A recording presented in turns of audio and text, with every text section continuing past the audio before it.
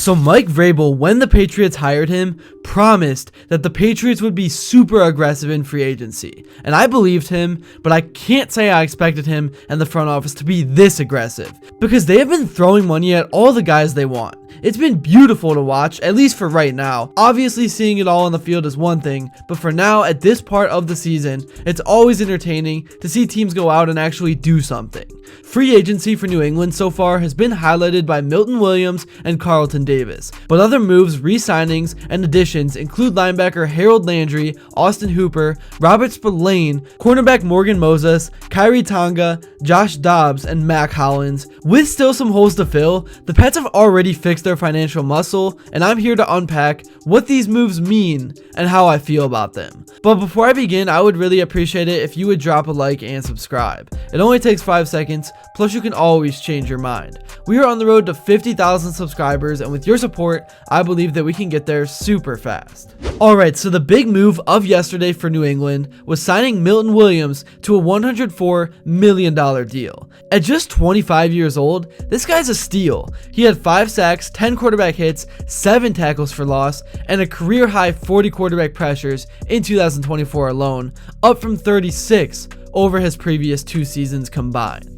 In the Super Bowl against the Chiefs, he was a standout with 2 sacks, 2 stops, and 4 pressures. A few analysts called it an A+ signing, and I agree. This is a cornerstone move. The price tag's hefty, eclipsing Tom Brady's highest Patriots salary, but Williams is ascending, and snagging him from the Eagles and the Panthers, who were in hot pursuit, shows that the Pats mean actual business. Pairing him with Kyree Tonga, signed for 1 year at $2.7 million, bolsters the run defense a bit after trading Devin Gottschalk to the Saints, and Tonga, who is 28, brings 89 career tackles, 4 batted passes, and a half sack across 53 games with teams like the Falcons and Vikings. At 6'4", 338 pounds, he is a space eater who will free up playmakers like Williams. I love this duo. Last year's run defense was a disaster, and these moves signal a return to a bully mentality up front. I think the Pats definitely got better at linebacker with Robert Spillane, the first signing announced Monday. Coming from the Raiders with 8.5 sacks in 2024 and a Defensive Player of the Week nod, he brings aggression and downhill speed.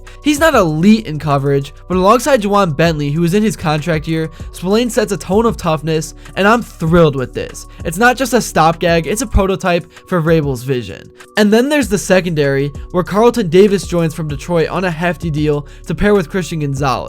Davis thrived in man coverage last year, one of the league's highest in that category, and he addresses last season's struggles against multiple receiver sets. With Marcus Jones and others in the mix, this feels like a throwback to the shutdown days of Ty Law and Lawyer Malloy.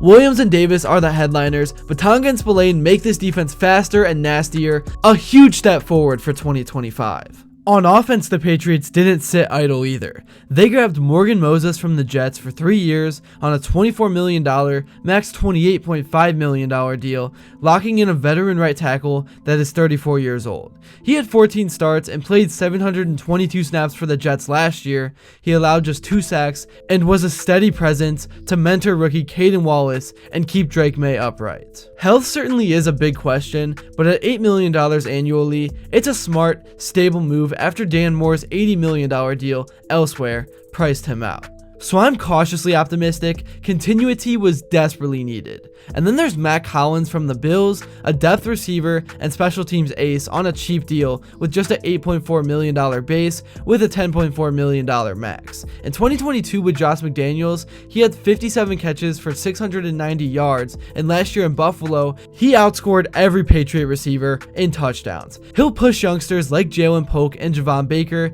and I like the low-risk, high-character addition. And finally, Josh Dobbs lands as May's backup, likely spelling the end for Joe Milton unless a trade pops up, and I think he'll stabilize the QB room, though Hollins might contribute more on the field in this upcoming season. So now let's look at what the Patriots depth chart is looking like after all of this, because it's much more complete. Drake May now has some experience under his belt and has more weapons to throw to. He showed glimpses of promise last season for a rook, but he did ultimately end the season with a 15-10 touchdown to interception ratio. But still, I am more worried about the future than what has happened in the past. At the running back position, Ramondre Stevenson is solid. He didn't reach 1,000 yards last season, obviously, but he still is a back cornerback that would start on most teams in this league. And then behind him is Antonio Gibson, a guy who did have over 500 yards last season, but obviously his career just hasn't been what many hoped it would be.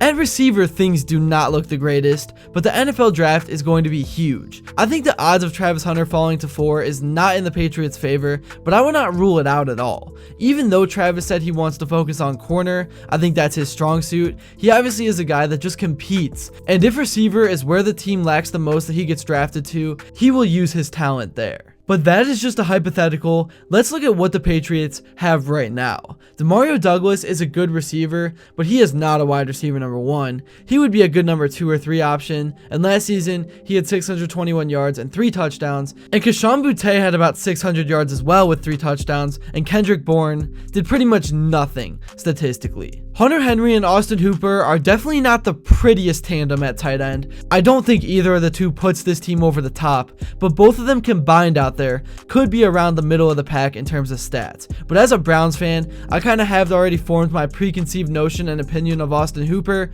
Not a big fan, but he's not the worst player I've ever seen at this point in his career, but still, I don't know. What do you guys think about Austin Hooper? I haven't really seen him too much over the last 2 years, if I'm being completely honest. I'm not like one of those complete nerds that has studied Austin Hooper film. Maybe he still can be effective. Maybe he's terrible. Just let me know because I'm actually pretty curious. In terms of the offensive line, the Patriots ranked 30th last year, which was 3rd to last in the league. They stunk it up, and that's a formula for disaster for a rookie QB, so it's impressive that Drake May showed any potential last year at all. And I think what the Patriots should do, they should go get Cooper Kupp. They have the money, he's going to be available, most likely after the Rams cut him, and maybe at this point in his career, he doesn't solve everything for the Patriots. Maybe he's not the wide receiver number 1 they are looking for, but if the Patriots did have Kupp, it's like they would be playing with 3 receiver 2s, which is enough to compete and give the offense a real shot to do something. But I'm curious to hear what you guys think. And here's what some other professional analysts have had to say about this Patriots situation and some of their signings.